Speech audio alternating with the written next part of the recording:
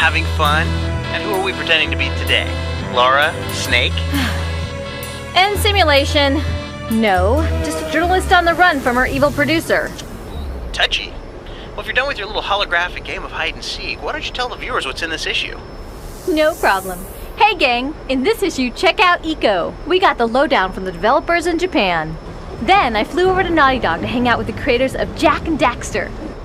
For those of you who thought the 360 camera we used at E3 in our last issue was cool, the folks at En Route showed us how they're using it to give you a head-spinning look at things.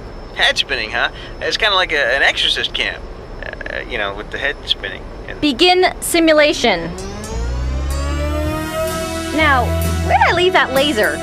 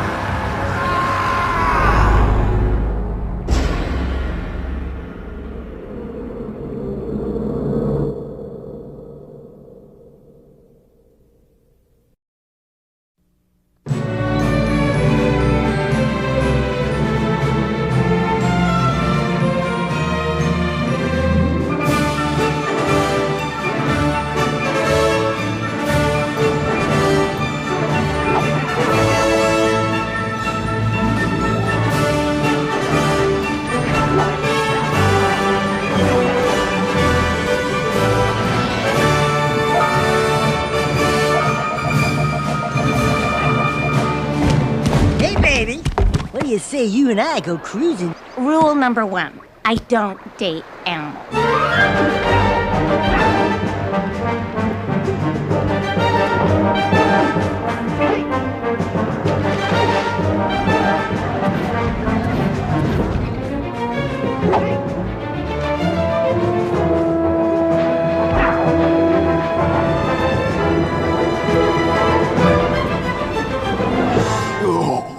My aching head. Walk it off, tough guy!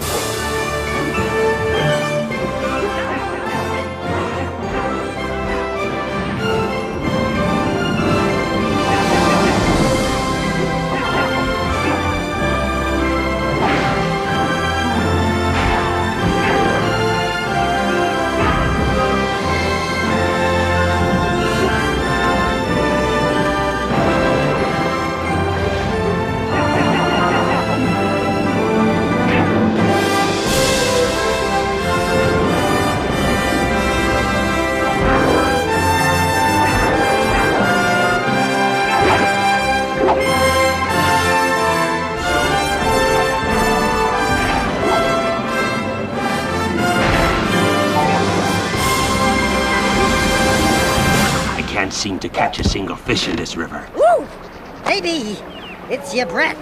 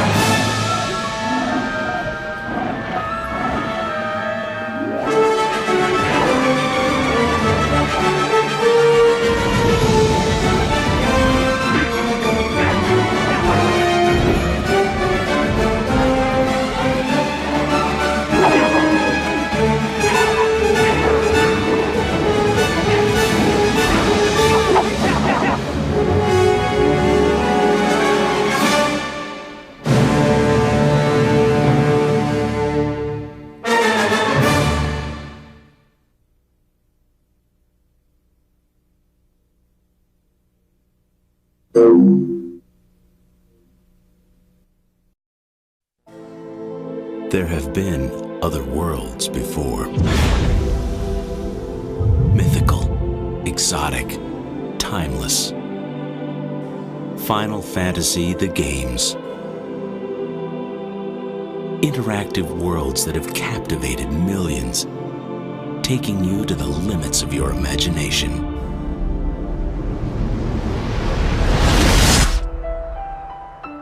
And now, the phenomenon continues with Final Fantasy X.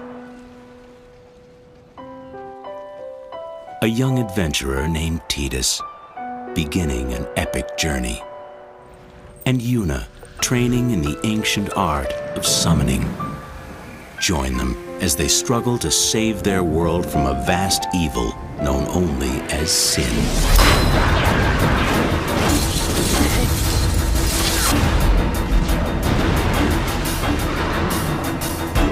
Young heroes, their courage, their passion.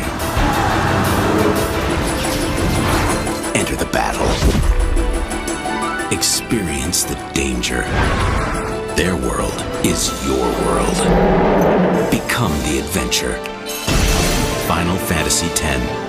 Available only on PlayStation 2. Product not yet rated.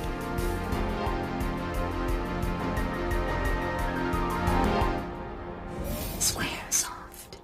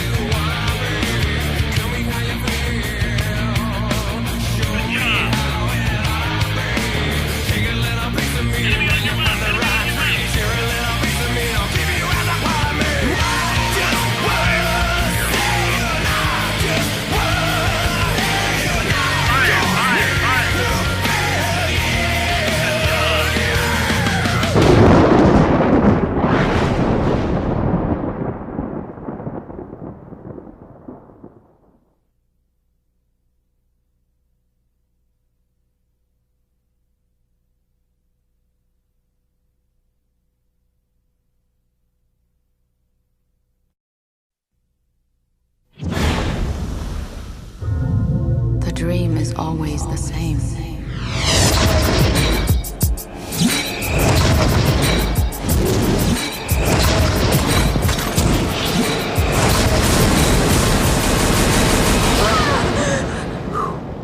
You okay?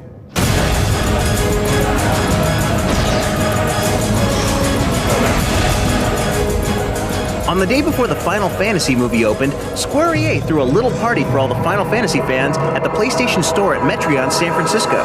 Final Fantasy fanatics lined up around the block as rumors circulated that the creator of the Final Fantasy universe, Hironobu Sakaguchi, might make an appearance.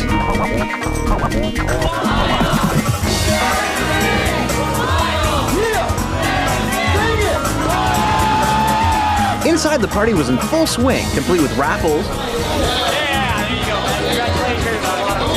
Final Fantasy games,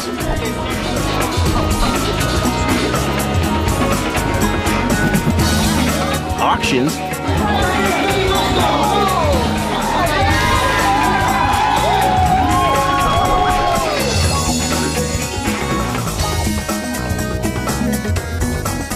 and costume contests where the winners received Final Fantasy toy sets, action figures, soundtracks, and exclusive Squaresoft t-shirts.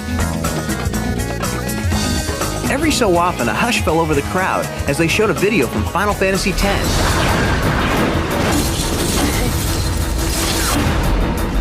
We wanted to know what some of Final Fantasy's biggest fans thought about the upcoming movie. Final Fantasy rocks! Final Fantasy rules! Anticipation of Sakaguchi-san's arrival was definitely on the rise. Sakaguchi, you're my lord and god! Finally, towards the end of the evening, Sakaguchi-san made an appearance.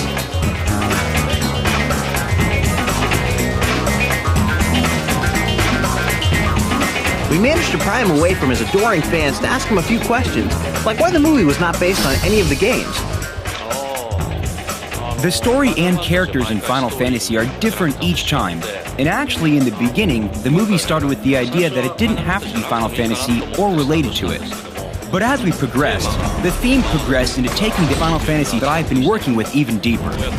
It is very similar to Final Fantasy VII or IX. The title Final Fantasy just seemed to fit. After a press screening of the movie, someone wrote, "This is Final Fantasy." I feel the same way in that there aren't similarities when comparing every detail, but the game and movie share the same feeling, and that was really important to me. Since the room was filled with Final Fantasy fanatics, we wondered if Sakaguchi-san thought the movie would cross over to a broader audience. Yes. Even if you don't know anything about the game, you can enjoy the movie. Even in the games, we create them so that you can play any of them without having played the others. For example, Final Fantasy X has been created so that you can start playing with that one and enjoy it. People don't need to worry about that, and I hope they come see the movie. Making a movie and making a game are very different. But I guess since this movie is a CG movie, the computers and software we use are all the same, so there may be more similarities than differences.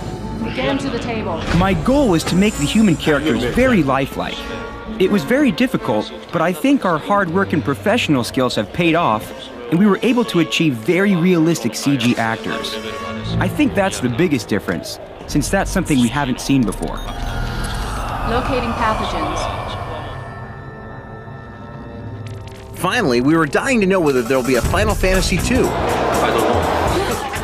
I'd like to make one, and I have a bunch of ideas that aren't necessarily sequels. I'm in the process of trying to decide which one to pursue, so yes, I'd like to make the next movie. I hope people will look forward to it. If you can't get enough of Final Fantasy, check the vault for the complete trailer of Final Fantasy X.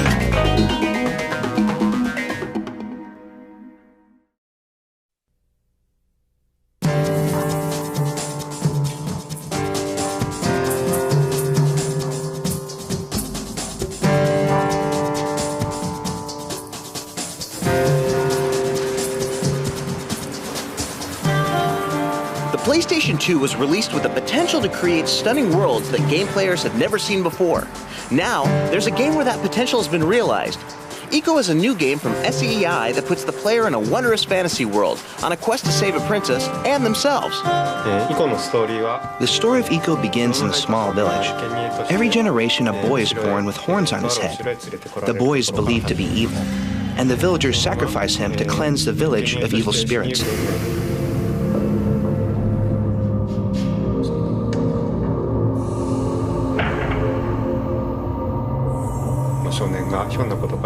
The boy is led away to a castle to be sacrificed.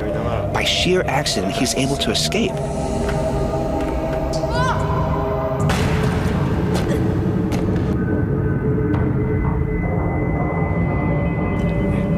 So now he's roaming the castle and trying to find a way out.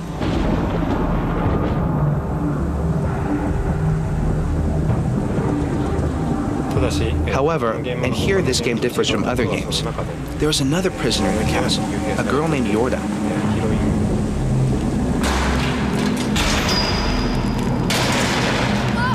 Eco meets her, and, hand in hand, the two of them try to escape from the castle.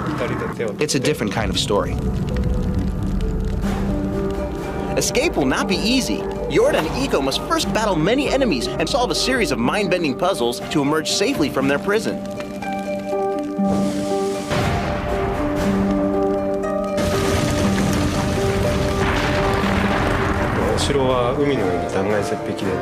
The castle is built on the edge of a cliff.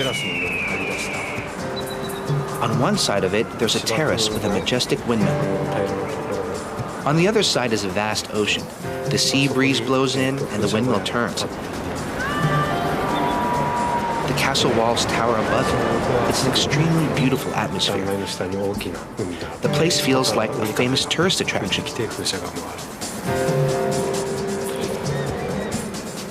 Beyond the amazing scenery, the game is enhanced by the movement of objects, such as the swaying of hanging chains and the turning of the windmill. We were sure that this was done using motion capture, but we were wrong. Well, PlayStation 2 has incredible computing power, but if you import realistic physics into a game, you get something that you didn't expect. It's too realistic. The key is to present it so it looks believable, but it is still exciting gameplay. It took us a tremendous amount of time to master that balance.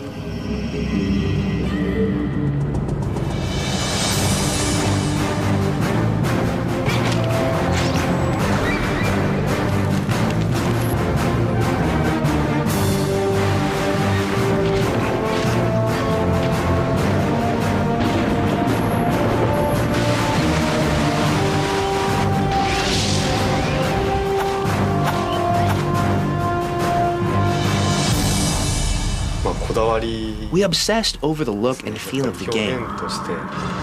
We animated everything by hand to capture our imaginations, to bring to life what was happening inside our heads.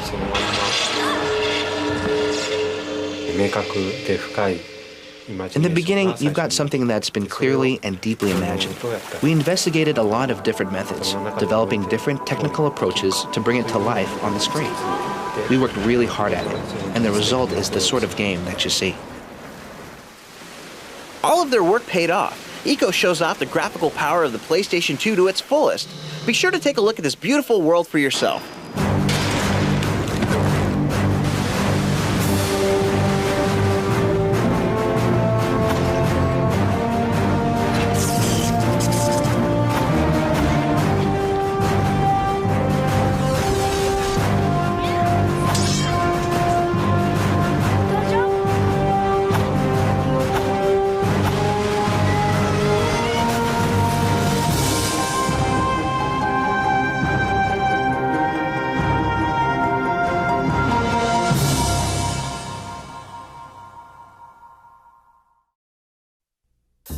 Hey gang, Maggie here outside the headquarters of Naughty Dog Software. Up there, the gang is hard at work on their new game, Jak and Daxter, the Precursor Legacy. My reputation as a journalist must precede me, because I'm about to score an interview with Jak himself. Let's head on up. You may recognize Naughty Dog as the folks behind that famous Bandicoot, star of the Crash series. Now they're working hard to make stars of Jak and his buddy Daxter. I'm going to get a little FaceTime with Jak and discuss his rise to fame. I can't seem to find the receptionist, but Jak's gotta be around here somewhere.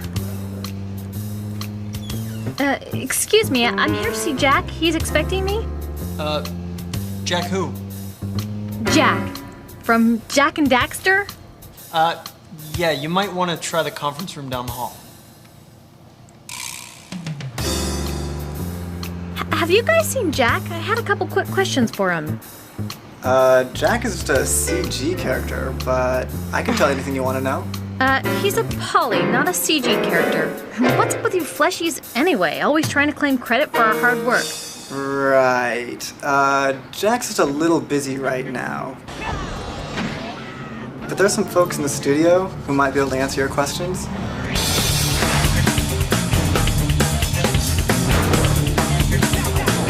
Well, after wandering around the set for a while, I tracked down a few members of the Naughty Dog team who were quite helpful. They told me a little bit about the adventures of Jack and Daxter. Jack and Daxter is about a couple of friends. They have a tendency to get into a lot of trouble together, and there's one particular time at the start of the game where the two of them are exploring a forbidden place called Misty Island. As Jack and Daxter are exploring Misty Island, they come upon a little vial of something they don't know what it is. Daxter throws it to Jack. Jack catches it, and as he catches it, it starts glowing. This is part of the magical force Jack has. Daxter accidentally got transformed into this kind of rodent form, something he's not very happy about. The two of you are kind of poking around the world, trying to figure out what they can do to change Daxter back into a human. The adventure begins with Jack and Daxter running back to the sage, who's a mentor of theirs in the village that they grew up in, and saying, "What can we do?" And he says, "Well, there's only one person I know of that might even be able to help you. He lives far to the north, and you're going to have to go find him." Wow, this eco sounds like some powerful stuff. What the heck is it? Where did it come from? Eco is an energy force that runs through the planet. There are many different varieties. There's blue eco, and green eco, and yellow eco, and red eco. And each one of these different kinds of eco give you different kinds of powers to the game, and you have to learn how to use the eco to your advantage.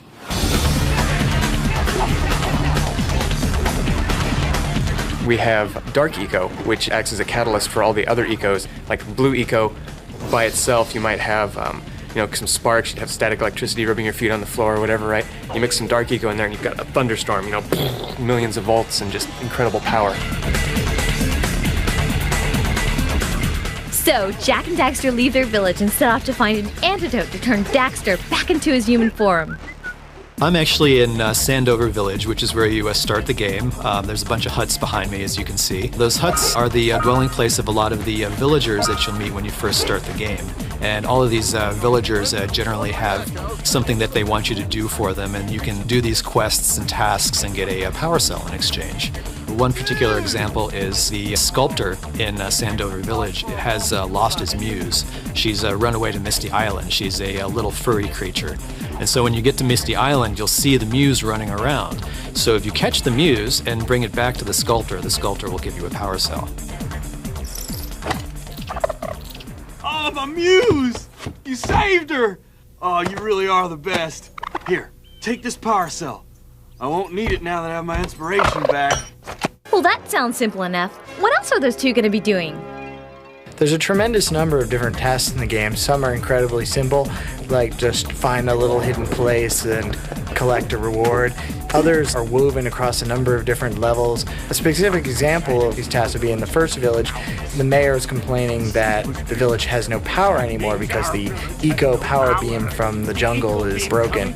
And so you have to go into the jungle and discover that the evil lurkers have diverted the power beam into their machine, and then you have to realign the beam towers all across the jungle to connect it back to the village. Jack and Daxter face a ton of enemies in the game, like these nasty lurkers who are constantly in their face. But be careful, they're a lot smarter than they look. They're actually quite intelligent. So for example, in many cases, if you come to a gap in a cliff and you jump it, they'll jump it and keep chasing you.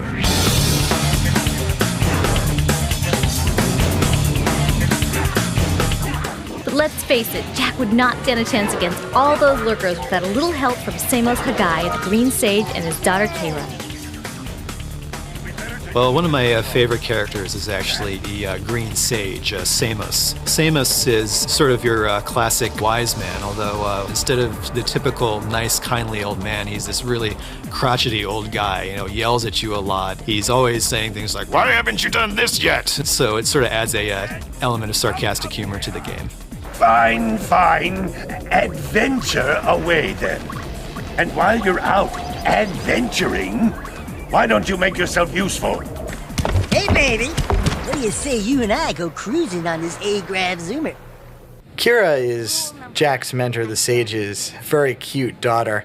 She's not your typical kind of teenage girl. Instead, she's in there in the racer machine shop in their hut, tinkering in the garage, like building this A-Grav Zoomer device. She's like determined to really get them working. Great! You have the 18 cells needed to power my heat shield.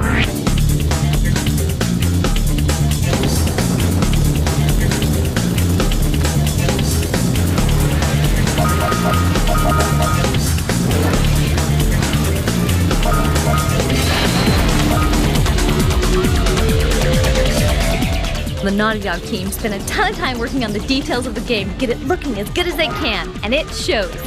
All of the work has really paid off, especially in the animations. We've created kind of a unique system for blending different animations to create smooths between what would be two totally separate animations in most other games now. I'll give you an example of this. If you're running along, you may be halfway in speed between a walk and a run. Well, what our game will do is it'll take the walk animation, it'll take the run animation, and it'll evenly blend between them to create a new frame that represents where your feet would be if you're running at that speed. And if you jump, it'll blend all of those things into the jump and create a new unique frame of animation that represents exactly what you'd be at that time. And what that ends up creating is not infinite, but a humongous number of possibilities, all of which, every single frame, are created just to get the right animation to make him smoothly move in and out of every one of his frames. And that's truly unique. Smooth moves alone mean nothing unless you've got the look to back it up, and these two definitely have the look. The character design process for this game was very challenging for us because we actually have now the capability of creating characters that we always wanted to see on either a video game or an animated feature. And because of that, the level of detail that Jack has is about 6 times greater than what the level of detail that Crash had. So for example, Jack himself is more polygons and is more detailed than the entire screen was in a single frame of Crash. Just Jack. It's not only the main characters that look great, but the entire world really comes to life. The team at Naughty Dog have truly pushed the power of PlayStation 2, creating an absolutely amazing-looking world for Jack and Daxter to explore. One of the things that really sparked my interest is the particle system. The particle system is a very handy thing. It deals with little tiny chunks of stuff that you can sort of assemble together into making a flame or a piece of smoke or maybe ripples or rain. All of the places in the game are really cool. All I can say is, wow, this new world really shows off the power of PlayStation 2. One of my favorite visual effects in the game is when you kind of battle your way up to the top of the tower over there, the one with the rotating disc on it. You can then look down across several levels worth of kind of coastline, and you see your village and the beach, and look on towards the end of the game, and you get this awesome sense of like space, and it's just very dramatic.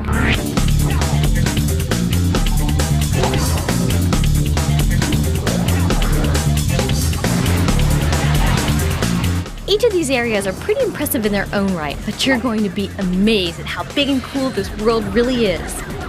One of the things we set out to do with Jack and Daxter is to create a giant contiguous world. What that means is once you've actually started playing the game, you'll never have to stop and wait for a load time. You'll never have to pause as you're playing to wait to go into a different area. And the camera never really cuts to say, oh, okay, you were in the forest, but now you're in a cave, so it's a totally different situation. You just walk in and out of doorways, or you walk across a bridge and you're in a new area. I learned a ton about the game from Jason and his team at Naughty Dog, but I still didn't get to meet Jack. So I decided that instead of waiting for the game, I'd wait for him. Is Jack here yet? Nope. Is Jack here yet? No. Is Jack here No. yet? Is Jack here yet? No. Is Jack here yet? No.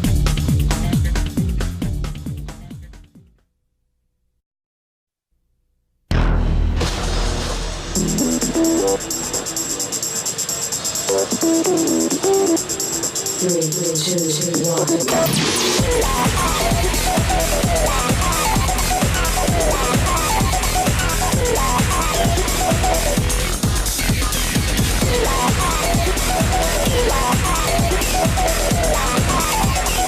a world where man and machine become one in a race for glory. It's fast-paced, futuristic, and a hell of a lot of fun. Experience the ultimate evolution in racing in Santa Monica Studios' sleek new racer, Kinetica.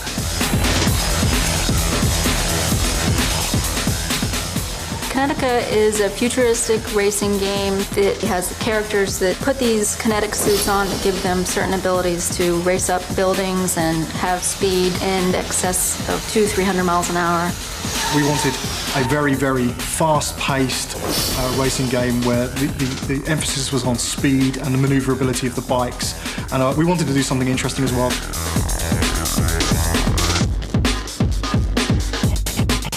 The most interesting thing about Kinetica is that the vehicles are actually kinetic suits that the riders meld into, thus giving the rider incredible agility. In most racing games, the vehicles are kind of boring. I mean, they're cars, you know, the wheels turn. That's really about the only animation that you have on the vehicle. We have very animated characters. They're people. They have wheels attached to the skins. The entire body moves when they do a turn. And we had to develop an animation system that allowed us to do that. But Kinetica isn't just about going fast. As you're racing, you can perform stunts. And if you want to win, you'd better get your tricks down, because more tricks mean more speed. Most of the aspects of this game are about speed, so the stunts, the amount of stunts you do play a direct role in how much boost you have. It all depends on the look of the bike. Each of the bikes have 8 unique stunts. She can do backflips. There's all sorts of figure skating stunts. We've used ballet a little bit for some reference material for us, triple toe loops. While you're performing stunts and racing, you'll also need to keep your eyes open for power-ups scattered along the tracks. We have boost pads throughout the track, and they're pretty much self-explanatory. You drive over those and they push up the horsepower of the bikes quite a bit. You can also siphon boost from the turbo pads. If you press one of the control buttons while you're driving over a pad, you can suck the turbo into the bike to be used at a later date rather than use it at the same time. And we also have crystals throughout the track, and once you pick up 5 of those, it goes into kind of a slot machine deal. 30%. There are some offensive attacks as well. You can pick up a burst attack, which allows you to knock other bikes out of the way, spin them out of control. There's an infinity boost, which basically allows you to just keep pushing it and keep going faster and faster. Super boost, which ups the speed of the boost even more. And then we have drafting, which forms a draft cone behind the bikes ahead of you, and if you can maneuver within that cone, you also get more boost. Kinetica has a unique control system, one that should help separate it from the pack of racing games out there.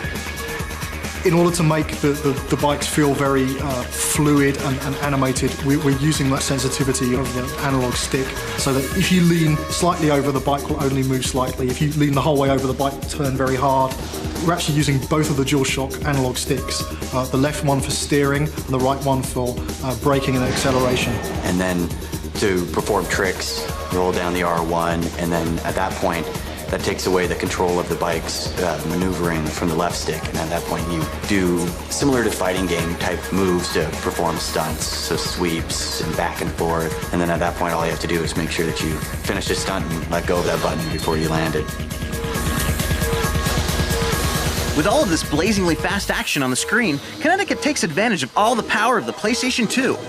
The PS2 changed the way that we made the game very considerably. We had to deal with many, many more polygons than we did on PlayStation 1 games. Kinetica is pushing upwards of 15 million polygons a second. Our main characters, the bikes in the game, have 10,000 polygons for their highest level of detail. There are 12 bikes on screen at any one time. We were throwing more polygons into one bike than we threw into the entire scene on the PlayStation. Overall, it just made the game look infinitely better.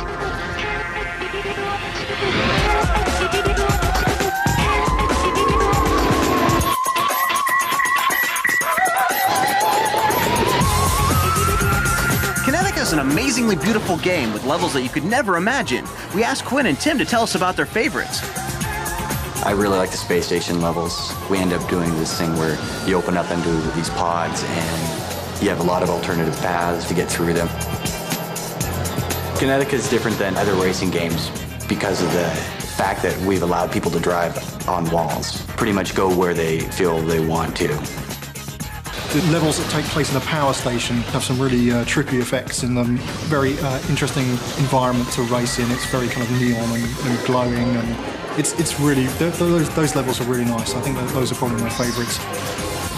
Kinetica is a completely original game, and we think it'll blow you away. So get ready to strap on your kinetic suit and bust some huge tricks.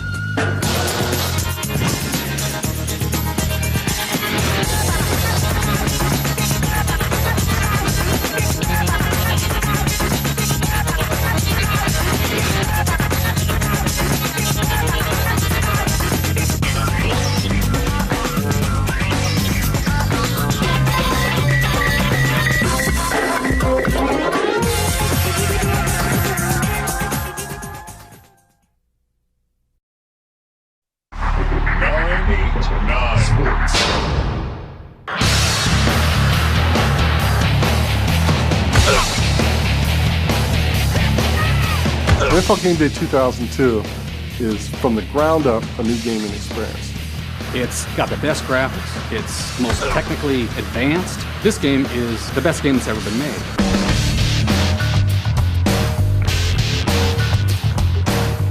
We had to pretty much redesign this game this year from the bottom up because the PlayStation 2 is a brand new platform. There's things that you can do on the PlayStation 2 you could never have done on previous platforms. We have a significant amount of tackles, upwards around 70 to 90 different tackles. We've got 2 guys taking 1 guy down. We've got 3 guys taking 1 guy down. I don't want the players just to hit each other. I want them to need a hug from their mother when they're done playing this game. It's not for the meek. Well, we are NFL Game Day, which means the NFL is a big part of it. We brought in experts from the NFL to show us, hey, how do you capture an NFL game? Where do you place the camera? What kind of camera cuts do you do in what situations? Everything is modeled exactly the finest detail, just like the real NFL. You're going to see, when a guy throws a ball, he's going to hold the ball, he's going to throw it, and his hand's going to open. And there are literally hundreds, if not thousands, of those kind of details that add up to the total game experience.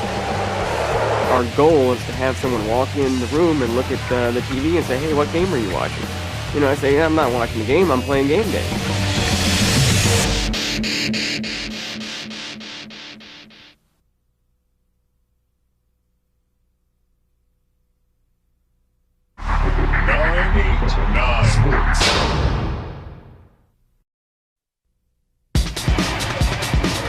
The PlayStation 2 is more than just a video game console. It's a complete entertainment system. Last issue, we featured a new technology that will expand what our PlayStations can do. This issue, we thought we'd tell you a little more about it. First-person video is a 360 degrees maneuverable video where the viewer can control which direction they would like to see. Unlike a normal video, it is an active viewing experience. You're actually put into an environment rather than looking through a window at the environment. Initially, we created 360 still imagery, and it was very interesting. It actually brought a person to another space, but it was only a moment in space. Although En route designed and built specialized components for the cameras, panoramic cameras have been a goal of photographers for a long time. The concept of 360-degree cameras go back to the turn of the century. So the building of the camera was just refining the technologies and our needs.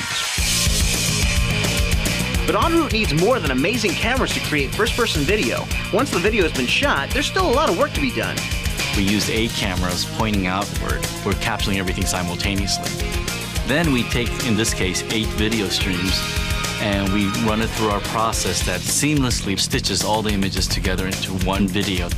And then the human operator has to do that last little tweaking, and the mind can detect some very small errors.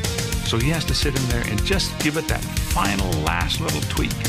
And then once he gets that thing set, then the computer can take over.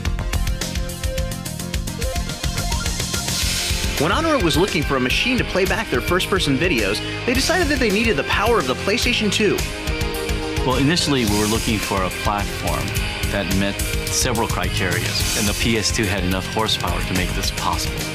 Our technology is pretty limitless. It's going to be the consumer that's going to drive the uses of this technology.